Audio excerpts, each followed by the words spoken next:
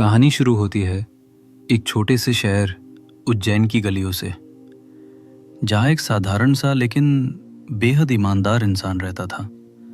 Rajveer. Rajveer bank में नौकरी करता था। शांत स्वभाव, जिम्मेदार और परिवार के प्रति समर्पित। उसकी शादी 2 साल पहले काव्या से हुई थी, एक हंसमुख, समझदार और बहुत खूबसूरत लड़की जो पहले एक स्कूल में टीचर थी लेकिन शादी के बाद घर संभालने लगी।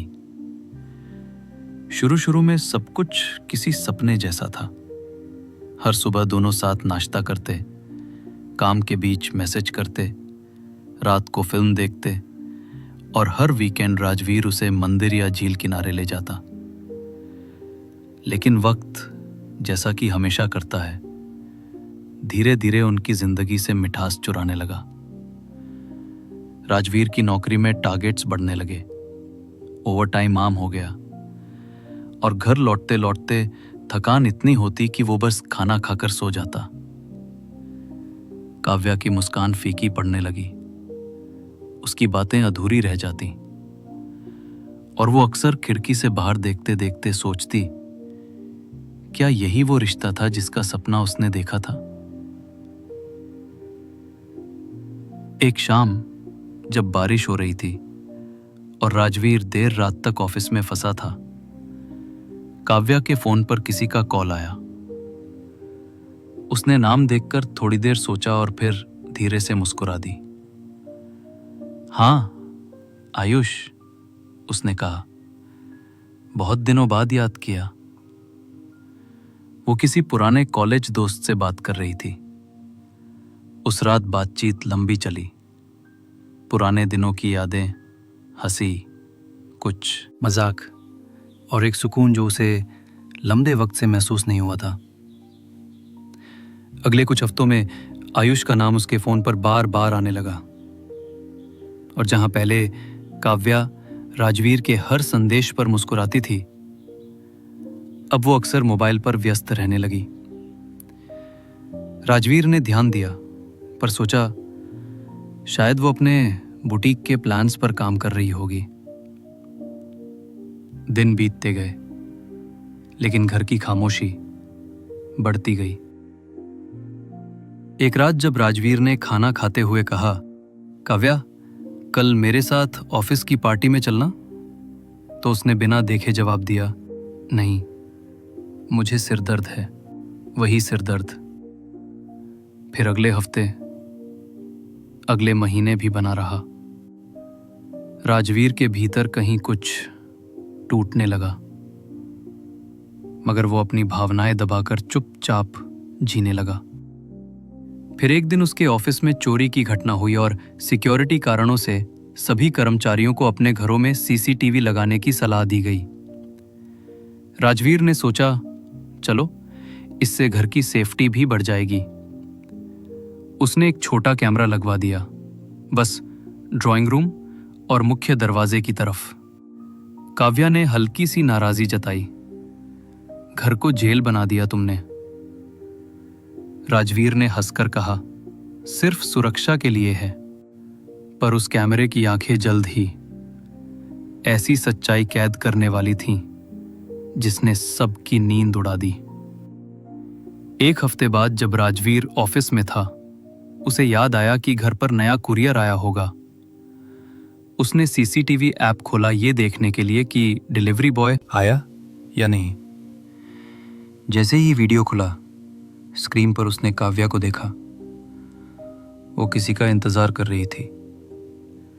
कुछ मिनट बाद एक कार रुकी और उसमें से एक आदमी उतरा, वही आयुष। राजवीर के दिल की धड़कन तेज हो गई। उसने देखा काव्या ने दरवाजा खोला, मुस्कुराई और उसे अंदर बुला लिया। वे दोनों सोफे पर बैठे, चाय पी, बातें की और फिर आयुष ने उसका हाथ पकड़ लिया। काव्या ने पल भर के लिए पीछे देखा, फिर मुस्कुराकर उसका हाथ नहीं छुड़ाया। राजवीर की सांस रुक गई। वो स्क्रीन को घूरता रह गया, जैसे किसी ने उसकी पूरी दुनिया एक पल में तोड़ दी हो। आंखों के सामने अंधेरा छा गया और वो कुर्सी से उठ भी ना पाया। उसका मन चीखना चाहता था, पर आवाज गले में अटक गई। उसने वीडियो बंद कर दिया, पर वो दृश्य उसके भीतर जैसे जलते हुए शब्द बनकर रह गया। मेरी बीवी ने किया धोखा। रात तक वो ऑफिस में ही बैठा रिच, मन में उथल पुथल, सवाल, गुस्सा और एक अदृश्य दर्द। घर पहुंचा तो काव्या सामान्य दिखी। बोली, इतनी देर क्यों लगाई? वो बोला, काम ज्यादा था। उसने मुस्कान बनाकर सब छिपा लिया, पर उस रात नींद उससे कोसों दूर थी। अगली सुबह उसने कुछ तय कर लिया। वो किसी नतीजे पर जल्दबाजी में नहीं पहुंचेगा, पहले पूरा सच जान लेगा। 3 दिन तक उसने काव्या को कुछ नहीं बताया, पर हर दिन कैमरे की फुटेज देखने लगा। उसने देखा कि आयुष फिर आया दोपहर के वक्त, जब राजवीर ऑफिस में होता था। कभी कुछ फाइलें लाता, कभी कोई गिफ्ट, और हर बार वही मुस्काने, वही चाय, वही हंसी। राजवीर ने हर वीडियो सेव कर लिया, पर हर सेव की गई क्लिप उसके दिल पर एक नई चोट छोड़ जाती। एक दिन जब काव्या मार्केट जाने की तैयारी कर रही थी, राजवीर ने अचानक कहा, काव्या, तुम्हारे पुराने दोस्त आयुष कैसे हैं आजकल? वो चौंक गई। तुम्हें कैसे पता कि मैं उससे बात करती हूं? राजवीर ने कहा, बस ऐसे ही पूछ लिया। उसके चेहरे का रंग उड़ गया। वो बोली, कुछ खास नहीं, बस पुराने दिन याद आ गए थे। राजवीर ने सिर हिलाया। ठीक है, पर उसके भीतर ज्वालामुखी धधक रहा था। रात को उसने अकेले में वीडियो फिर देखा और तय किया कि अब सामना करेगा। अगले दिन ऑफिस से जल्दी लौट आया। घर का माहौल शांत था। काव्या रसोई में थी। राजवीर ने लैपटॉप खोला, फुटेज चलाया और धीरे से बोला, काव्या, जरा यहां आओ। वो आई, मुस्कुराकर बोली, क्या हुआ? राजवीर ने स्क्रीन की तरफ इशारा किया। ये क्या है? जैसे ही उसने देखा, उसके हाथ से ग्लास गिर गया। आवाज के साथ सन्नाटा फैल गया। वो कुछ बोल ना सकी, बस रो पड़ी। राजवीर ने कहा, बस इतना ही कहना है? ये वही भरोसा था जिस पर मैंने जिंदगी बनाई थी?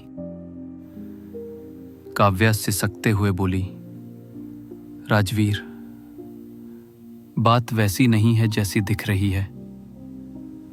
उसने कहा, तो कैसी है? वो बोली, आयुष को मेरी जरूरत थी। वो बहुत परेशान था। राजवीर ने ताना मारा। परेशानी दूर करने का यही तरीका था? उसकी आवाज कांप रही थी, लेकिन आंखों में आंसू नहीं थे, सिर्फ जलन थी। काव्या ने कहा, उसकी मां बीमार थी, सर्जरी के पैसे नहीं थे। मैं तुम्हें बताना चाहती थी, लेकिन तुम हर वक्त ऑफिस में रहते थे।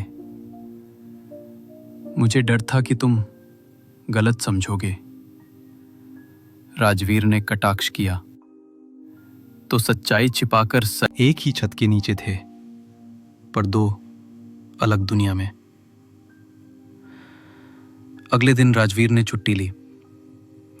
उसने बैंक के रिकॉर्ड से देखा कि हाल ही में उसके खाते से कुछ पैसे निकले हैं जिनका जिक्र उसने नहीं किया था। पूछने पर काव्या ने कहा, मैंने अपने गहने बेचे थे। वो बोली, मैंने सोचा था तुम्हारे बिना किसी को तकलीफ ना हो, इसलिए खुद ही संभाल लूंगी। राजवीर के भीतर कुछ पिघलने लगा। फिर भी शक ने जड़ पकड़ ली थी। उसने आयुष से मिलने का फैसला किया। शाम को उसने कॉल किया। मैं राजवीर बोल रहा हूं, काव्या का पति। दूसरी तरफ खामोशी, फिर धीमी आवाज, आपसे मिलना चाहता था मैं भी। उन्होंने पार्क में मिलने का समय तय किया। शाम ढल रही थी। आसमान में हल्की धूप और बादलों के बीच से झांकती उम्मीद जैसी कुछ किरणें थीं। राजवीर जब पार्क पहुंचा तो उसका दिल तेजी से धड़क रहा था। गुस्सा, दर्द और जिज्ञासा सब एक साथ। सामने बेंच पर आयुष बैठा था, साधारण कपड़ों में, पर चेहरा थका हुआ, आंखों में झिझक। राजवीर ने कदम आगे बढ़ाए, बोला, तुम्हें पता है मैं कौन हूं? आयुष ने सिर हिलाया। हां, राजवीर सर।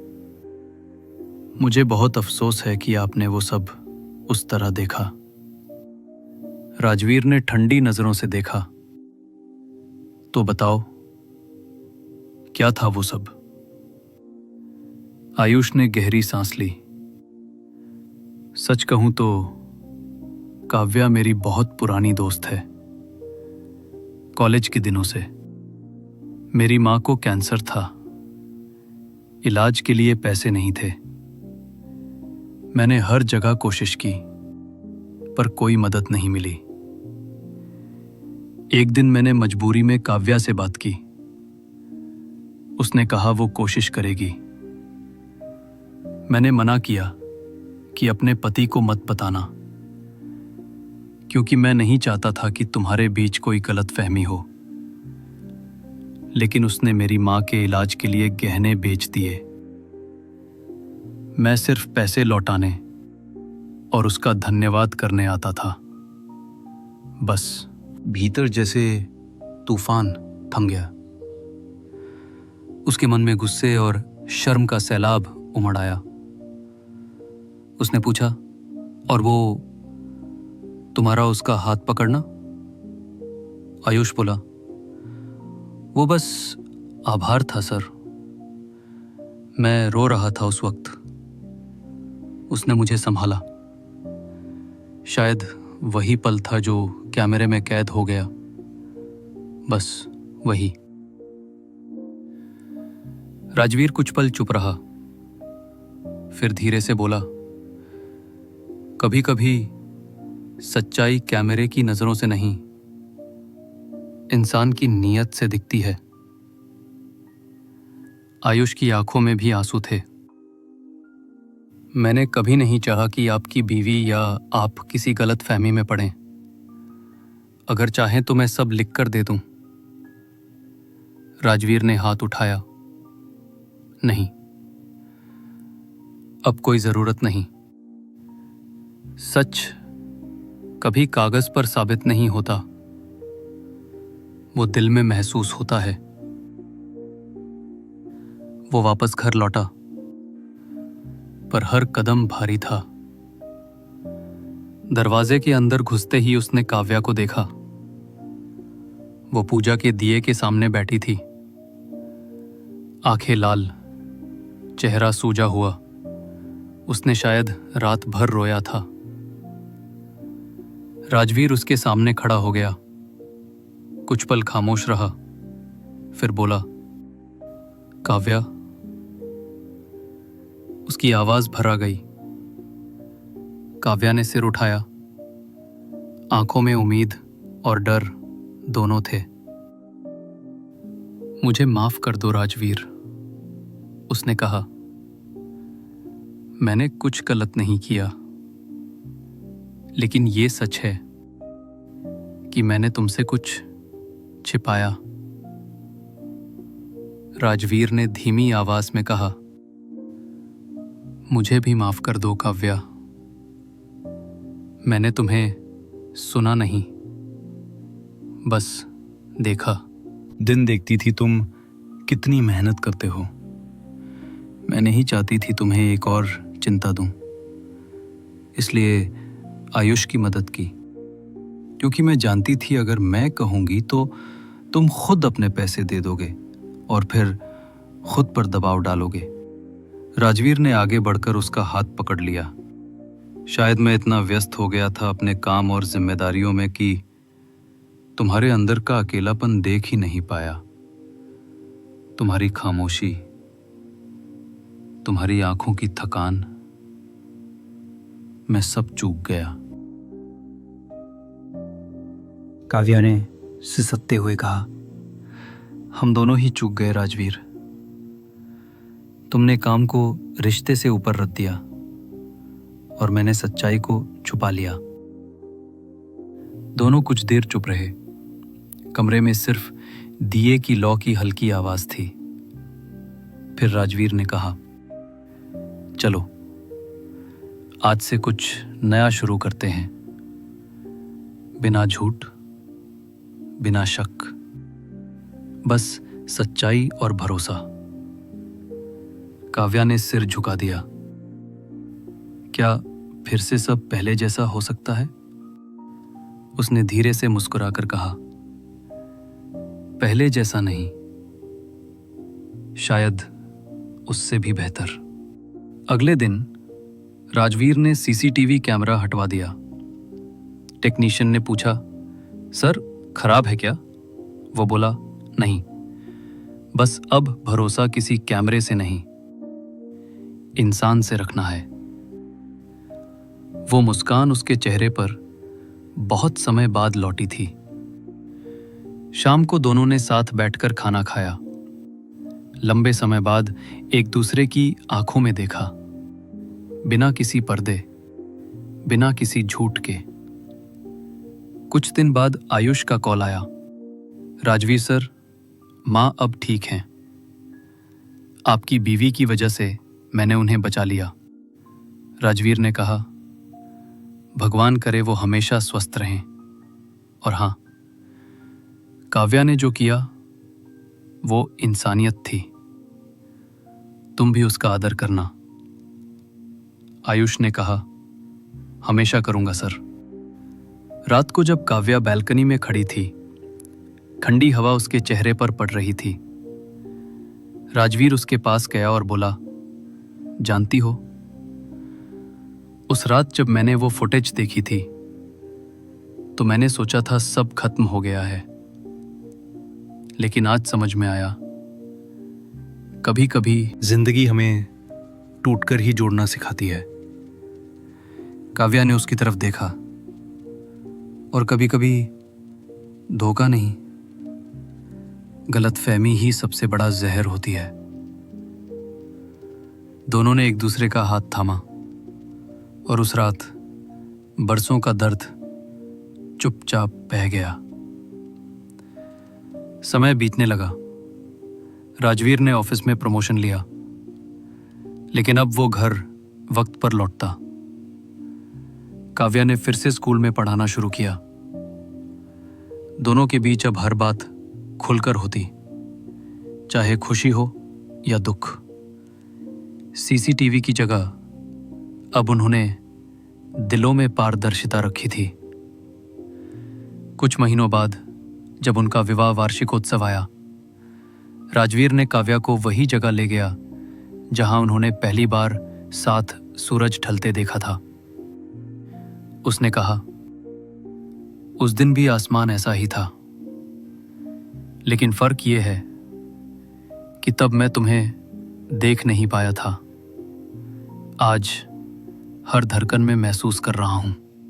काव्या मुस्कुराई। शायद भगवान ने हमें परखने के लिए वो वक्त भेजा था। राजवीर ने कहा। हाँ, और हमने सीखा कि विश्वास सिर्फ शब्दों से नहीं, कर्मों से बनता है। वो दोनों झील किनारे बैठे रहे, चुपचाप, बस पानी की हल्की लहरें सुनते हुए। काव्या ने कहा, राजवीर, अगर उस दिन तुम सीसीटीवी नहीं लगवाते तो शायद हमारे बीच ये सच कभी सामने नहीं आता। वो मुस्कुराया। हाँ, और शायद हमारा रिश्ता हमेशा एक झूठ के साथ जीता। कभी कभी सच्चाई दर्द देती है, लेकिन वही हमें सही रास्ते पर ले आती है।